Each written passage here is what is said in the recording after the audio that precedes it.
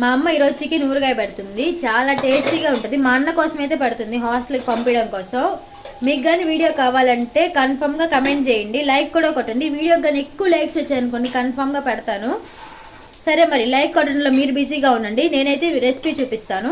ఊరికే పైన అలా చూపిస్తాను, తర్వాత అయితే ఫుల్ వీడియో పెడతాను మీరు లైక్స్ కొడితే. ఏడదాకా వచ్చిందమ్మా? 50% అయిపోయింది. ఇందాకే పిలవచ్చు కదా నన్ను. నువ్వు ఎడిటింగ్లో 1 అవర్ నుంచి బిజీగా ఉన్నావని నేనే చేసేస్తాను. మన చికెన్ ఊరగాయ రెడీ. డబ్బాలోకి తీసేస్తుంది. తర్వాత అయితే బాండలు ఊడ్చుకుందాం మనం. అదైతే చాలా టేస్టీగా ఉంటుంది. ఊరగాయ పెడితే అది మాత్రం కంపల్సరీ. ఇలా కింద వేస్తే టంగని సౌండ్ వస్తే ముక్క బాగా వేగినట్టు.